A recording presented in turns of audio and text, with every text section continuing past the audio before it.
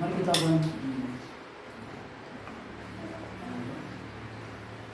berdoa terlebih dahulu sebelum kita akan lebih lanjut belajar firman Tuhan. Bapa yang di surga, kami sungguh bersyukur untuk waktu yang ada ini. Bila ajari kami oleh firman-Mu, karena firman-Mu itu sungguh diilhamkan oleh Allah, bermanfaat untuk mengajar, untuk menyatakan kesalahan, untuk menuntun orang dalam kebenaran, dan untuk memperbaiki kelakuan. Kami siap Tuhan untuk belajar firman Tuhan pada saat ini. Kiranya Roh Kudus menuntun kami semua, demikian juga hamba-Mu ya Tuhan, supaya apa yang disampaikan sungguh-sungguh dari Tuhan, sehingga memberkati setiap jemaat-Mu dan tidak sampai menyakiti hati di para jemaat-Mu. Terima kasih Bapak, dalam nama Tuhan Yesus kami berdoa. Amin. Bapak Ibu yang dikasihi Tuhan, kemarin hari Rabu kita sudah belajar tentang mengapa orang bisa sakit. Ya, mengapa orang Kristen itu sakit. Ya, waktu PA online ya kemarin hari Rabu. Minta maaf kalau yang belum bergabung dan tidak ikut online kemarin hari Rabu. Nah, sepertinya kemarin seperti berjanji, saya akan menyampaikan secara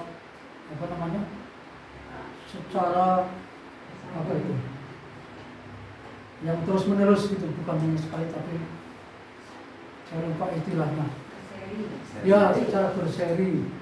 Ya. Mengapa orang sakit bisa sakit gitu? Mengapa orang bisa sakit? Semua orang bisa sakit. Gitu.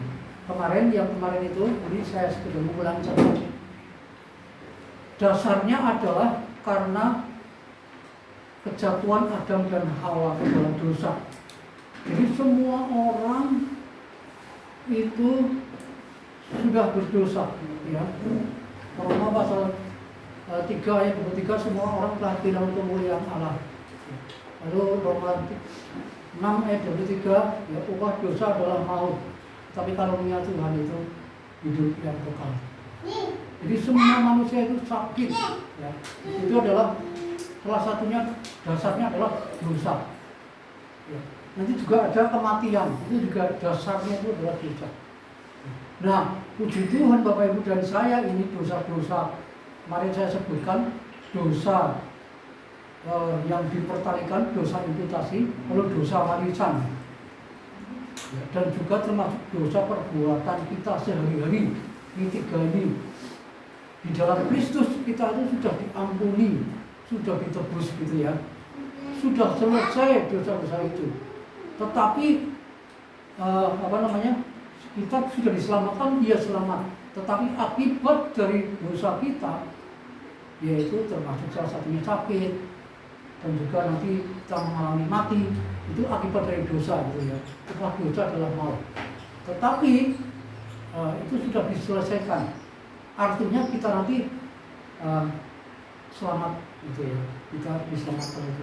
Tapi dalam hidup kita, dalam hidup manusia di dunia ini, itu tidak bisa lepas dari yang namanya sakit penyakit. Jadi dasarnya itu adalah karena kejatuhan Adam dan Hawa. Jadi semua orang itu jatuh ke dalam dosa. Dosa warisan itu, dosa yang dipertalikan, dosa imputasi, dosa perbuatan kita sehari-hari juga ini, ya, itu juga. Nah, sekarang yang selanjutnya, ya, kemarin mengapa sakit, dasarnya adalah karena kejatuhan Adam dan Hawa ke dalam dosa. Sekarang yang kedua, ini yang pertama, mengapa bisa sakit? Itu karena dosa spesifik, dosa khusus. Ya. Saya akan mengajak Bapak Ibu membuka dalam 2 Raja-Raja pasal 5. 2 Raja-Raja pasal 5 ayat 15 sampai ayat yang ke-27. Ini contoh kasus ya.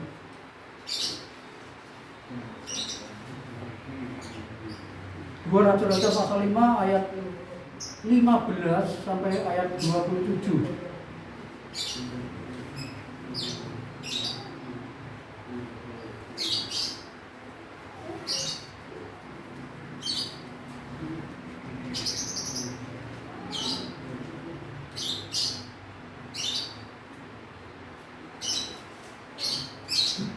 Sudah ketemu?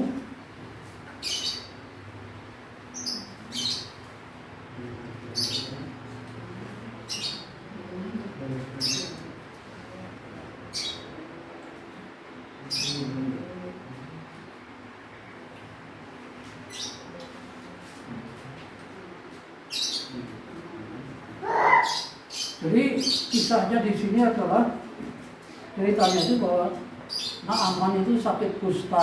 Lalu kemudian singkat ceritanya dia datang kepada Nabi Elisa, gitu ya. Nabi Elisa lalu kemudian disembuhkan, ya, disembuhkan sakit kustanya itu. Lalu kemudian Naaman ini, ya, mau memberikan semacam hadiah atau penghargaan lah karena sudah disembuhkan dari sakit kusta. Lalu ayat yang 16 ini apa yang dikatakan oleh Nabi Elisa. Tetapi Elisa menjawab, demi Tuhan yang hidup, yang di hadapannya aku menjadi pelayan, sesungguhnya aku tidak akan menerima apa-apa. Ini firman Tuhan yang dikatakan oleh Nabi Elisa. Ya, dia tidak mau menerima apa-apa. Walaupun Naaman itu mencoba untuk mendesaknya, Elisa tetap tidak mau menerima apa-apa. Lalu ayat yang dan pada waktu itu bujangnya Elisa yang bernama Gehazi itu mendengar dan tahu bahwa Elisa tidak mau menerima, ya, menerima katakanlah persembahan dari Naaman ini. Ayat 20, berpikirlah Gehazi bujang Elisa abdi Allah, sesungguhnya tuanku terlalu menyegani Naaman. Ini kata Gehazi ini. Orang Aram ini dengan tidak menerima persembahan yang dibawanya. Demi Tuhan yang hidup, sesungguhnya aku akan berlari mengejar dia dan akan menerima sesuatu daripadanya. Lalu ayat 21, lalu Gehazi mengejar Naaman dari belakang. Ketika Naaman melihat ada orang berlari-lari mengejarnya, turunlah ia dengan segera dari atas kereta untuk mendapatkan dia dan berkata, selamat. Lalu ayat 22 ini yang halus sekali, saya sangat ngeri sekali. Jawabnya, selamat. Ini kata Gehazi. Tuanku Elisa menyuruh aku mengatakan, baru saja datang kepadaku dari orang muda dari pegunungan Efraim dari antara rombongan. Baiklah, berikanlah kepada mereka setalenta perak dan 2 potong pakaian. Naaman berkata, silakan ambillah 2 talenta. Naaman mendesak dia dan membungkus 2 talenta perak dalam 20 kuli dan 2 potong pakaian, lalu memberikannya kepada 2 bujangnya. Mereka ini mengangkut semuanya di depan Gehazi. Setelah mereka sampai ke bukit, disambutnya dari tangan mereka, disimpan di rumahnya, disuruhnya kedua orang itu pergi, maka pergilah mereka. Ayat 25, baru saja Gehazi masuk dan tampil ke depan tuannya, berkatalah Elisa kepadanya, dari mana Gehazi? Jawabnya, hambamu ini tidak pergi kemana-mana. Bayangkan begini, bisa bilang tidak pergi kemana-mana, padahal mengejar Naaman. bukankah hatiku ikut pergi, kata Elisa. Ketika orang itu turun dari atas keretanya mendapatkan engkau, maka sekarang engkau telah menerima perak, dan dengan itu dapat memperoleh kebun zaitun, kebun anggur, kambing domba, lembu sapi, budak laki-laki, dan budak perempuan. Ayat 7. Tetapi penyakit kusta aman akan melekat kepadamu dan kepada anak cucumu untuk selama-lamanya. Maka keluarlah Gehazi dari depannya dengan kena kusta, putih seperti salju. Kalau itu memang dalam perjanjian lama itu, kalau itu memang itu langsung jadi, dihukum langsung sakit gitu ya. Kemarin kok banyak anak pakai ingat dalam perjanjian lama itu Tuhan itu sikat-sikat gitu ya, seperti itu. Menyuruh orang Kanaan itu dibunuh semua gitu, harus dibunuh itu kata Tuhan. Dalam perjanjian lama seperti itu. Jadi kita melihat di sini Bapak Ibu, sakit kusta ini atau penyakit itu menimpa manusia karena dosa-dosa khusus. Bayangkan apa yang dilakukan oleh Gehazi di sini. Dia berbohong. Katanya Elisa menyuruh dia untuk minta itu. Ya, ini berbohong luar biasa. Lalu kemudian Gehazi itu tidak menghormati firman yang disampaikan Elisa. Elisa mengatakan, demi Tuhan yang hidup, aku tidak akan menerima persembahanmu itu. Itu firman Tuhan. Gehazi itu tidak menghormati firman Tuhan, tidak taat kepada firman yang disampaikan oleh Nabi itu, dan tidak menghargai Nabi Tuhan, tidak menghargai Nabi Elisa. Dan dia tamak sekali, luar biasa. Dibilangnya Elisa menyuruh aku untuk mengambil ini. Nah, itu. Makanya di situ dosa khusus terjadi, dosa spesifik terjadi. Maka Gehazi itu sakit kusta. Saya ingin membacakan ayat lagi, Mazmur 107 ayat 17 untuk kita semua. 107 ayat 17. Ada orang-orang menjadi sakit oleh sebab kelakuan mereka yang berdosa, dan disiksa oleh sebab kesalahan-kesalahan mereka. Ini firman Tuhan Bapak Ibu. Dosa spesifik, dosa yang khusus. Ini menyebabkan seseorang itu jatuh ke dalam sakit.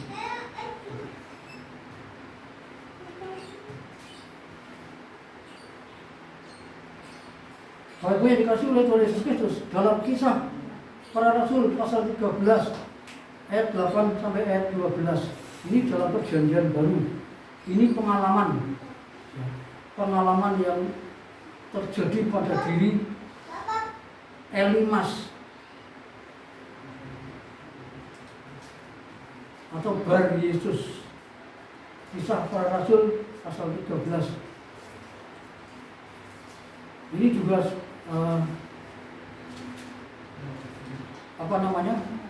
dosa yang spesifik. Kisah pasal 13 ayat 8 sampai ayat 12, khususnya ayat yang ke-11. Kisah pasal 13 ayat 8 sampai ayat 12, khususnya ayat 11. Saya bacakan. Sekarang lihatlah, tangan Tuhan datang menimpa engkau, dan engkau menjadi buta. Beberapa hari lamanya engkau tidak dapat melihat matahari. Dan seketika itu juga orang itu merasa diliputi kabut dan gelap, dan sambil meraba-raba ia harus mencari orang untuk menuntun dia. Ini adalah orang Yahudi, dan dia termasuk nabi palsu, dan dia juga termasuk ahli sihir. Dia termasuk asisten gubernur di Pulau Siprus pada waktu itu. Dan orang ini menghalangi gubernurnya untuk percaya kepada Yesus. Jadi pada waktu itu Barnabas dan Saulus diutus oleh Roh Kudus untuk ke Pulau Siprus. Ya.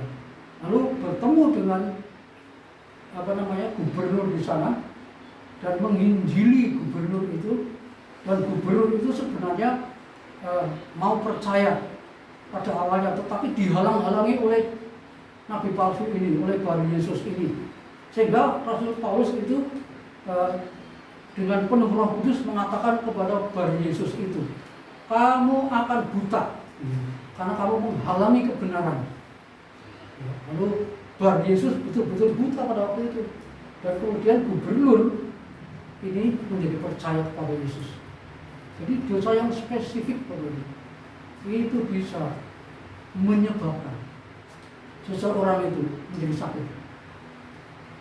Nah, kriteria sakit yang diderita di sini akibat dosa spesifik ini adalah tiba-tiba sakit.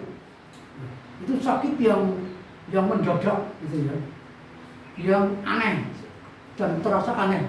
Loh, aku masih bisa melihat, kok tiba-tiba aku nggak bisa melihat, gitu ya, mendadak dan aneh, dan itu termasuk berat ya, karena dosa ini spesifik sekali di hadapan Tuhan. Ingat juga ya Bapak Ibu, kisah pasal 9 ketika Saulus itu mengganggu jemaat-jemaat di Yerusalem waktu itu ya, menyeret laki-laki, perempuan, anak-anak itu yang ikut jalan Tuhan. Tiba-tiba di tengah jalan ada sinar yang mengenai wajahnya. Paulus tiba-tiba juga buta. Jadi Paulus juga begitu, dosa yang spesifik ini, ya, buta.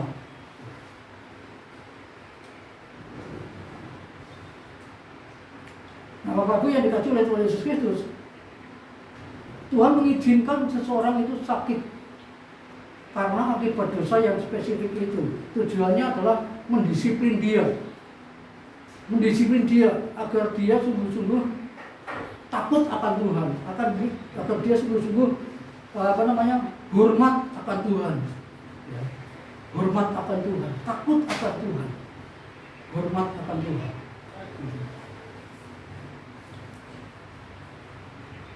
Nah, dalam bagian ini memang perlu minta ampun, perlu mengakui di hadapan Tuhan dosa spesifik itu. Perlu minta ampun, perlu mengakui di hadapan Tuhan sejujur-jujurnya dan juga bertobat supaya bisa sembuh. Seperti Saulus kan sembuh waktu itu, Saulus dia sembuh lagi dan dipakai oleh Tuhan, gitu loh. Bertobat kemudian dipakai oleh Tuhan, luar biasa. Jadi bukan hanya sembuh saja, tapi dipakai oleh Tuhan menjadi orang yang istimewa gitu, di hadapan Tuhan. Itu tujuan Tuhan. Itu baiknya Tuhan, itu hebatnya Tuhan kita itu seperti itu.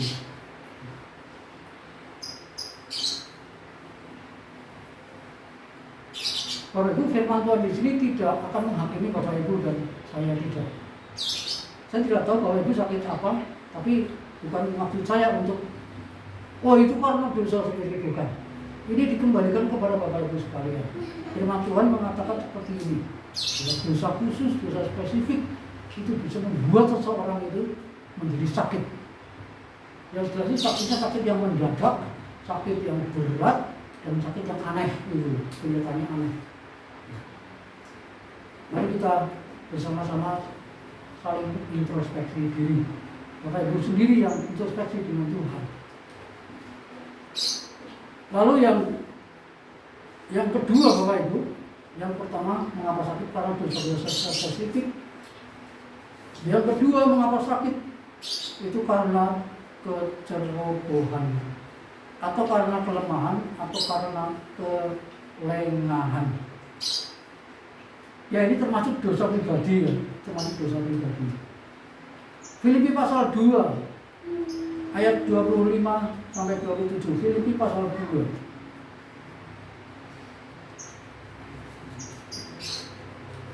Ayat 25 sampai ayat 27.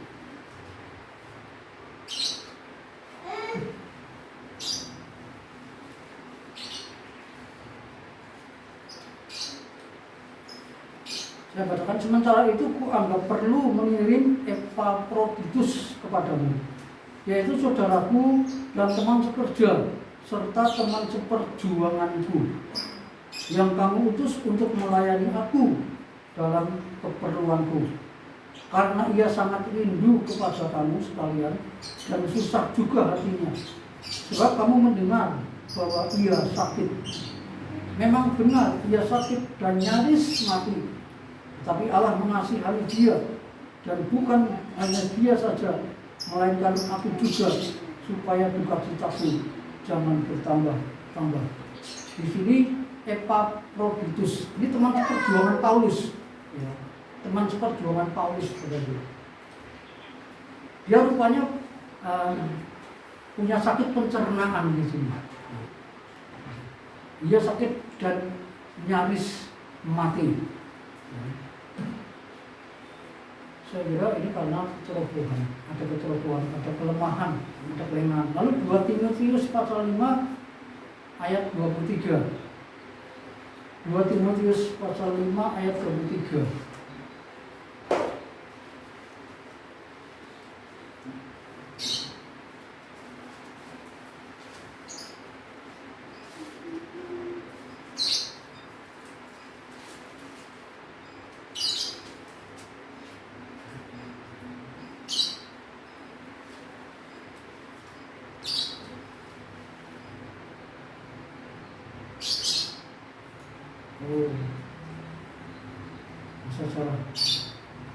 Salah mencatat. Jadi maksudnya Rasul Paulus itu mengatakan kepada Timotius pada waktu itu, jangan cuma minum air saja, berhubung pencernaanmu itu terganggu dan tubuhmu itu sering lemah. Jadi maksudnya bahwa Epaphroditus, demikian juga Timotius pada waktu itu pencernaannya sering terganggu sehingga tubuh ini menjadi sering lemah.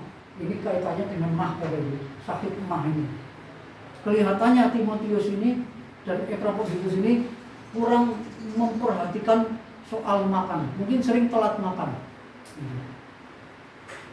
sering telat minum, jadi akhirnya mah, terganggu. Jangan minum air saja, berarti kan kelihatannya dia hanya minum air tok gitu dan tidak memperhatikan makan gitu. Memangnya pikirannya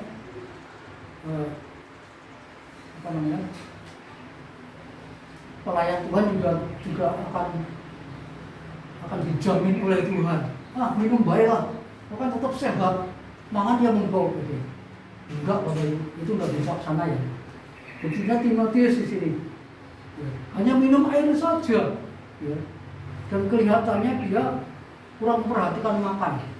Jadi nggak teratur itu makannya, nggak teratur. Makannya itu semau sendiri, gitu ya. Jadi begitu makan nggak cocok di perut, wah langsung terjadilah ya, asam lambung dan lain sebagainya. Kecerobohan manusia, kelemahan dan kelemahan manusia. Bapak Ibu yang dikasihi Tuhan, manusia sakit itu tidak selalu karena dosa-dosa tertentu, tidak selalu dosa-dosa yang khusus. Karena manusia itu membutuhkan minum, membutuhkan makan, membutuhkan istirahat, membutuhkan olahraga, membutuhkan bekerja, ya. Membutuhkan lingkungan yang sehat dan juga bersih, ya. Membutuhkan pikiran yang benar, membutuhkan perasaan yang benar, membutuhkan kemauan yang benar. Ini yang bisa menjamin kesehatan. Gitu. Kalau pola makannya bagus, pola pikirnya bagus, perasaannya bagus, kemauannya bagus, dalam arti benar semua, itu bisa sehat. Olahraganya, saya di rumah olahraga tapi kayak gini dulu, di rumah ini. Seperti itu aja ringan aja olahraga, karena itu penting. Umur 50 tahun nggak boleh, kayak gini nggak boleh, karena itu bisa berbahaya. Gitu ya. Apalagi lompat-lompat gitu, luar biasa. Jadi itu ya Bapak Ibu, mari kita introspeksi masing-masing agar supaya kita jadi tahu bahwa oh iya ya, berarti harus jaga diri, ya. harus jaga diri. Apalagi hamba Tuhan gitu ya, pelayanan, punya pelayanan itu harus jaga supaya tidak sakit gitu ya. Jadi itu kecerobohan atau kelemahan atau kelengahan. Saya tidak bermaksud untuk mungkin membuat tersinggung kepada ibu, tidak, tapi ini supaya jelas bahwa penyebab orang itu sakit ya, itu adalah kelemahan, kelengahan, kecerobohan. Mari sarapan, makan siang, makan sore yang teratur, olahraga, pola pikir yang benar gitu ya. Makanannya harus sehat gitu. Jangan mencobai Tuhan ya. Gorengan yang makanan yang itu mengandung kolesterol gitu ya. Wah, nggak apa-apa. Banyak teman saya yang seperti itu dan sudah dead gitu ya. Mari kita menjaga supaya. Yang ketiga Bapak Ibu, mengapa itu sakit? Yang ketiga adalah sedang dicobai atau sedang diuji. Wow. Sedang dicobai atau sedang diuji. Yakobus pasal 1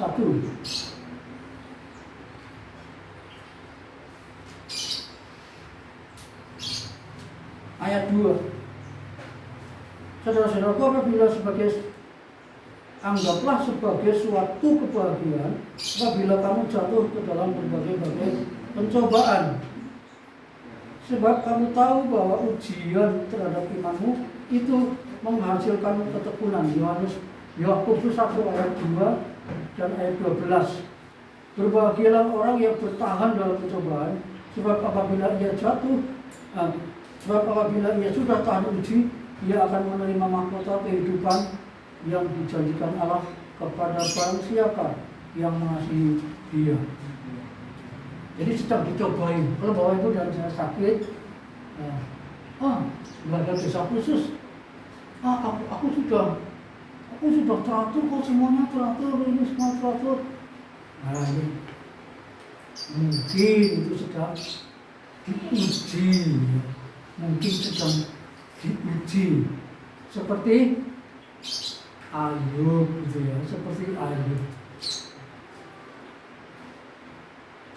Bapak Ibu yang dikasih oleh Tuhan Yesus, Alkitab itu memakai dua kata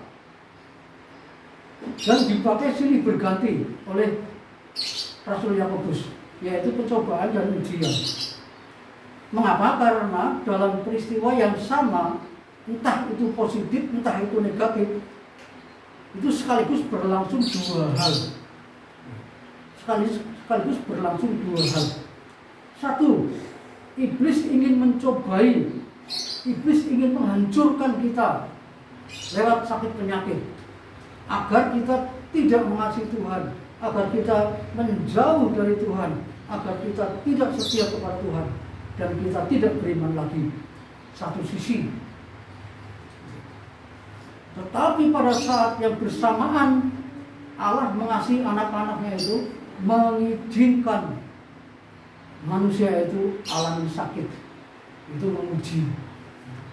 Jadi kalau yang mencoba itu adalah iblis, yang menguji itu adalah Allah. Satu peristiwa yang sama itu terjadi dua hal, pencobaan dan juga ujian. Sama, tujuannya adalah supaya kita juga bertobat, ya. Bertobat, dan juga kita Tuhan mengharapkan kita setia. Setianya apa? Sakit pergi ke dukun. Wah, itu berarti jatuh ke dalam dosa yang dalam lagi, iya kan? Udah lagi sakit, ini merupakan diuji oleh Tuhan atau dicobai oleh iblis supaya hancur. Malah pergi ke dukun yang dilarang Tuhan. Wah, itu berarti jatuh yang kedua itu, ya. Nah, kalau kita lulus atau kita sembuh dari sakit yang merupakan pencobaan atau ujian itu, kita akan setia sampai mati. Nah, meskipun tidak sembuh pun, itu Tuhan berharap tetap setia sampai mati. Tetap setia sampai mati. Jadi bisa sembuh, bisa tidak sembuh. Tapi tujuan Tuhan adalah setia sampai mati. Saya sampai hari ini terus terngiang-ngiang dengan Gunarto. Dia sakit punggung, sering cerita, sering merasakan. Tapi kalau saya ke rumahnya Gunarto, saya selalu melihat Gunarto tersenyum dan tertawa gitu. Jadi, wah, ini yang diharapkan Tuhan. Yang diharapkan Tuhan itu dalam keadaan yang seperti itu tetap ini, tidak mengeluh, tidak apalagi marah-marah dan aneh-aneh gitu ya. Saya bacakan untuk kita semua Mazmur pasal 90 ayat 10.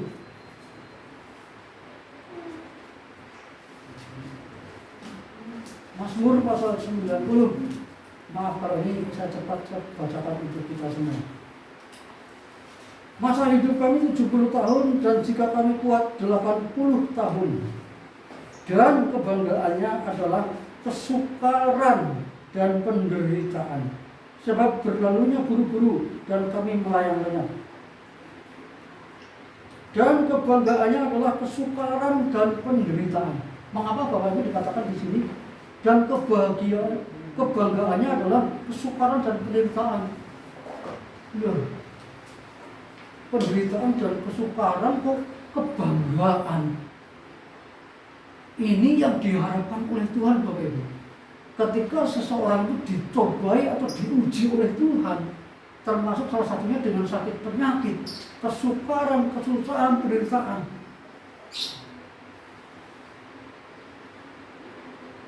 Kalau kita sembuh dari sakit atau lulus dari ujian, lulus dari pencobaan, ini Tuhan akan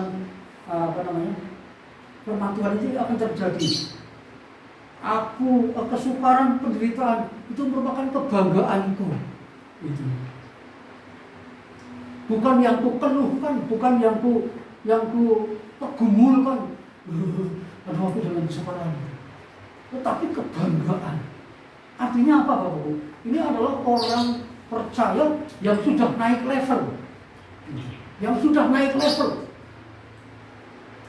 Dalam kitab Roma pasal 8 ayat 30 di situ dikatakan, kamu pada mulanya itu dipilih, dipanggil, ditentukan, lalu apa lagi? Terakhir dimuliakan. Nah, Bapak Ibu, langkah-langkah ini, step-step ini bukan secara otomatis dan kebetulan. Ya, terutama yang terakhir itu adalah kamu akan dimuliakan. Seseorang kalau akan dimuliakan itu adalah orang yang sudah berhasil bertahan dalam pencobaan, setia sampai mati, dan Tuhan akan memuliakan dia. Tapi kalau baru sakit pilek aja udah mengeluh, enggak bakalan itu dimuliakan. Firman Tuhan yang lain mengatakan banyak yang dipanggil, tapi sedikit yang dimuliakan. Karena apa? Yang sedikit itu dimuliakan karena itu sudah levelnya sudah tinggi. Ya. Jadi kesukaran, kesusahan itu kebanggaan justru. Walaupun umurnya 70-80 tahun, tapi kebanggaan.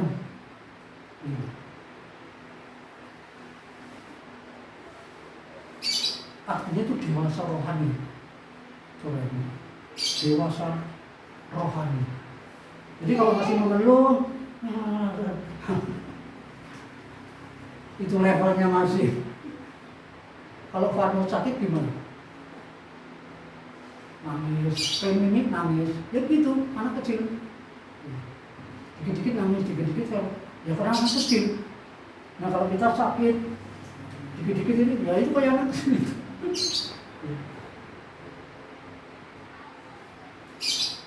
Bapak Ibu mau naik level, siap diuji oleh Tuhan.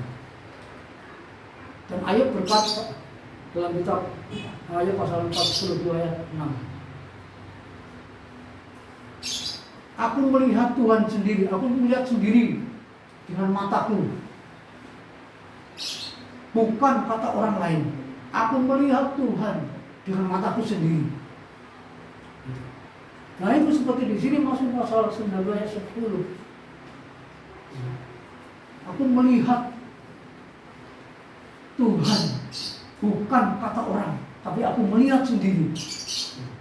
Artinya ini orang yang sudah diuji begitu rupa oleh Tuhan, jatuh bangun. Tuhan berkata, Ayub tidak berbuat dosa. Tuhan berkata, Ayub tidak berbuat dosa. Lalu, akhirnya singkat ceritanya Ayub itu ya sebenarnya naik level itu, karena dia bisa lulus dalam ujian itu. Bayangkan anaknya yang 10 meninggal, anak kita 1 kalau meninggal, jangan, ini 10. Lalu harta bendanya habis, rumahnya ludes, istrinya masih mengajak dia tinggalkan Tuhan, teman-temannya menghakimi semua. Bayangkan kayak apa dahsyatnya. Jadi bahwa itu yang dimaui oleh Tuhan adalah naik level dengan ujian-ujian, dengan sakit yang kita alami, dengan persoalan yang kita alami. Seperti Tuhan itu berkata dalam kitab Wahyu pasal 2 ayat 11 kepada jemaat Smyrna, jangan takut apapun yang kamu alami. Beratnya seperti apa? Jangan takut, karena aku akan memberikan mahkota kehidupan yang kekal. Ya. Jadi Bapak Ibu, Tuhan dapat mengusahakan yang terburuk itu menjadi yang terbaik. Gitu. Jadi jangan takut. Kalau kita mengalami hal yang terburuk, mari kita anggap itu sebuah kebahagiaan, sebuah kebanggaan. Karena kita akan naik level di sana. Jadi indah pada waktunya. Jadi Bapak Ibu yang kasih oleh Yesus, mari kita pegang janji Tuhan. Janji Tuhan itu indah sekali. Meskipun banyak orang yang sudah tahu janji Tuhan yang indah dan meyakinkan, tetapi banyak orang Kristen yang gagal. Kenapa? Karena hanya tahu janji Tuhan, bimbang dengan janji Tuhan, ragu-ragu dengan Tuhan, tidak mau patuh kepada kebenaran, dan juga merasa lebih tahu daripada Tuhan. Jadi mari Bapak Ibu yang dikasih oleh Tuhan Yesus Kristus, ini adalah proses menuju naik kelas, proses menuju naik level, proses menuju kepada glorifikasi, yaitu adalah salah satunya satu penyakit itu. Jadi mari kita bertahan, sakit pilek tetap jalan, tetap bekerja, tetap sekolah. Yang sekarang mungkin pilek jangan ya. Kalau dulu pilek batuk juga masih sekolah, masih bekerja. Tapi sekarang ini jangan, nanti dikarantina. Tapi artinya kepada Tuhan ini tetap menggondel, tetap menggondeli kepada Tuhan. Amin Bapak Ibu. Amin. Saya juga belum hebat, tapi saya juga ikut mengkhotbahi saya sendiri juga di sini. Jadi kuncinya adalah Bapak Ibu mesti setia sampai mati. Apapun yang terjadi, anggaplah itu semua sebagai satu kebahagiaan. Ya memang ini, secara manusia gimana? Secara manusia, mari kita bergumul dengan Tuhan, minta pertolongan Tuhan. Kita bisa. Karena banyak orang dalam penderitaan itu yang ditakutkan adalah kehancuran, yang ditakutkan adalah kematian, yang ditakutkan adalah sesuatu yang tidak menyenangkan. Itu yang ditakutkan oleh Tuhan. Tetapi Bapak Ibu dengar baik-baik bahwa Tuhan Yesus itu paling suka memperhatikan orang yang bergumul. Tuhan Yesus itu paling suka mendengar orang yang sedang dalam penderitaan. Tapi ini orang setia gitu. Orang yang setia tapi dalam penderitaan. Itu yang paling disukai oleh Tuhan. Yang paling dicari oleh Tuhan. Karena tujuan Tuhan itu, yang ada dalam pikiran Tuhan adalah setia sampai mati. Kalau orang itu dalam penderitaan, tapi tetap setia sampai mati, itu yang dicari Tuhan. itu yang diperhatikan Tuhan, itu yang dituntun oleh Tuhan. Tetapi kalau orang yang baru sedikit, lalu kemudian nggak setia setengah mati, sepertinya dilepas oleh Tuhan, sepertinya dibiarkan saja. Oh sudah, karena Tuhan sudah tahu, wah ini nggak setia ini malah pergi meninggalkan Tuhan, ya sudah dilepas sama Tuhan. Yang bisa keselamatan kan manusia, bukan Tuhan. Tuhan sudah menyediakan keselamatan, baru saja sedikit aja tinggalkan Yahudi sudah. Jadi mari Bapak Ibu, kita menjerit kepada Tuhan atas penderitaan kita. Menjerit dalam arti kita berserah kepada Tuhan, berdoa, terus mohon kekuatan Tuhan dengarkan. Dan bukan sampai di situ, Tuhan akan beri mahkota kehidupan. Kalau Bapak Ibu bisa lulus, walaupun tidak sembuh, tapi menurut Tuhan Bapak Ibu lulus, Bapak Ibu setia sampai mati.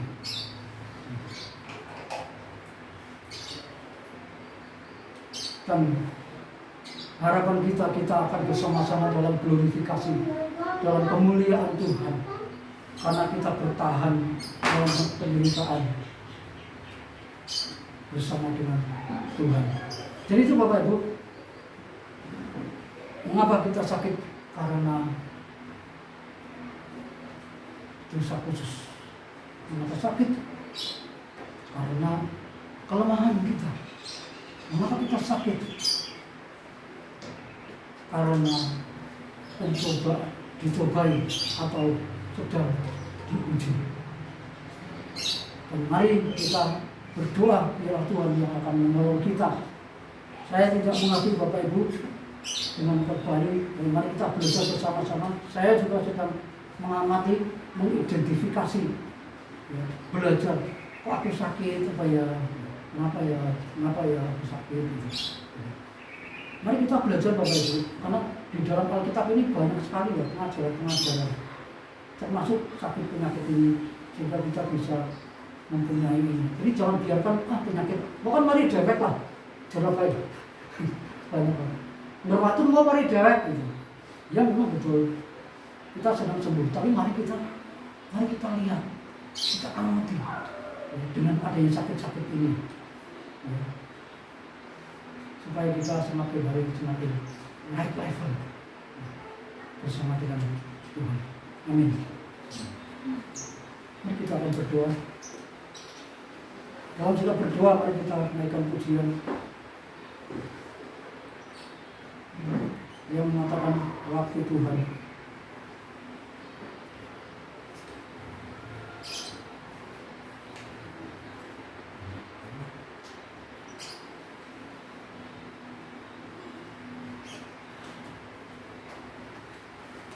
Kalau kita berdoa, Bapak Ibu menghadap Tuhan dan Bapak Ibu menaikkan pujian ini.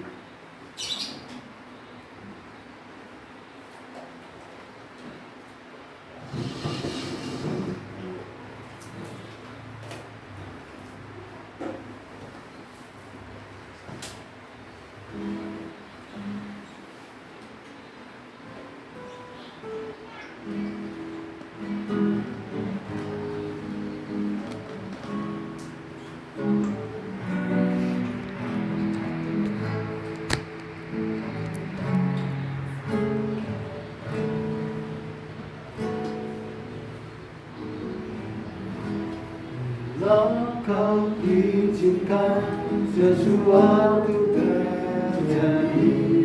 Ku percaya semua untuk kebaikanku. Telah tiba waktumu. Ku percaya masamu memulihkan dirimu. Mari depan.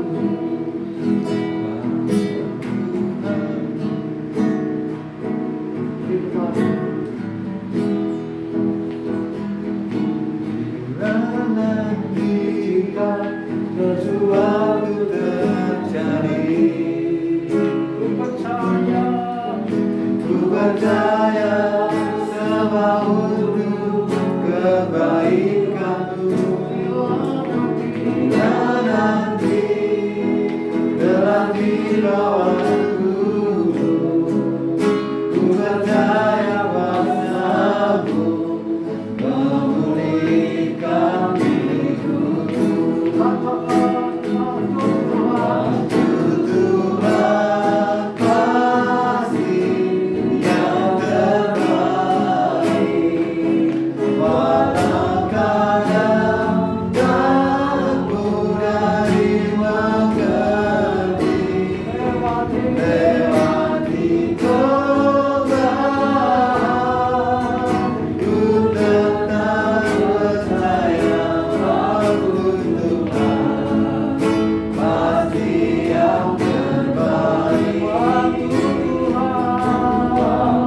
Tuhan pasti yang terbaik. Tuhan kasih yang terbaik, walau kadang tak mudah dimengerti, lewati cobaan, ku tetap percaya aku Tuhan pasti yang terbaik.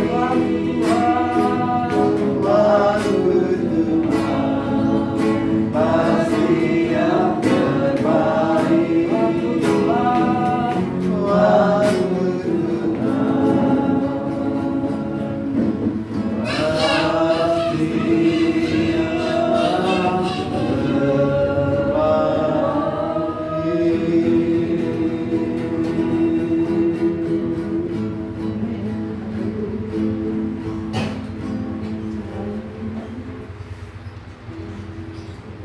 Yang di surga kami sungguh memuji Engkau Tuhan karena Engkau merindukan kami semua untuk kami naik level,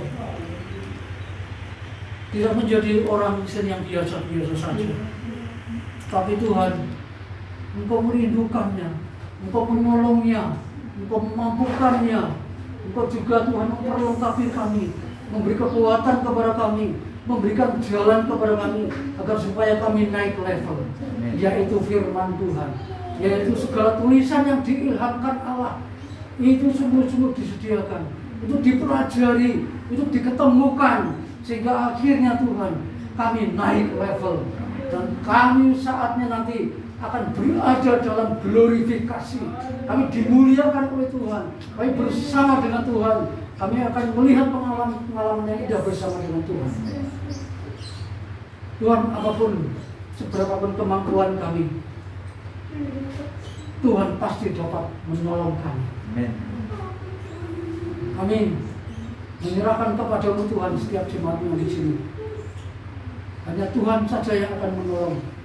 Tapi Tuhan hanya menolong kepada orang yang mau ditolong, agar supaya dengan pertolongan-Mu itu bisa mengalami perubahan demi perubahan. Kiranya Tuhan Kau pakai jemaat-jemaat-Mu di sini, supaya mereka mau ditolong, mau diperlengkapi, mau dikasih oleh Tuhan lebih lagi melalui penderitaan, melalui kesukaran ini, sehingga kami semakin hari semakin naik level ya Tuhan. Terima kasih Bapak, kami bersyukur. Waktu Tuhan pasti yang terbaik. Karena firman-Mu dikatakan dalam Pokok pasal 3 ayat 11, oh saatnya yang indah, waktunya indah, indah pada waktunya, indah pada waktunya Tuhan. Terima kasih Tuhan, kami sangat percaya bahwa firman Tuhan ini tidak akan hilang sia-sia, tetapi waktu Tuhan atau firman Tuhan ini akan terjadi sesuai dengan kehendak-Mu atas jemaat-Mu di tempat ini. Terima kasih Bapak, berkati jemaat-Mu Tuhan, kuatkan dan teguhkan mereka, supaya mereka mau Tuhan dituntun oleh firman-Mu, dituntun oleh Tuhan, sehingga mereka akan belajar firman Tuhan lebih dalam lagi, lebih baik lagi, lebih banyak pengalaman dan berkat-berkat rohani dari Tuhan, dari firman Tuhan yang mereka pelajari sendiri, sehingga mereka akan sungguh-sungguh berkata, bukan apa kata orang, tetapi aku sungguh-sungguh melihat Tuhan sendiri. Terima kasih Tuhan, itu yang dialami oleh kami, dan kami mau firman-Mu sudah selesai disampaikan. dan Roh Kuduslah yang akan menjelaskan kepada kami semua lebih jelas lagi, lebih dalam lagi. Dalam nama Tuhan Yesus kami bersyukur dan berdoa. Haleluya. Amin. Aku serahkan.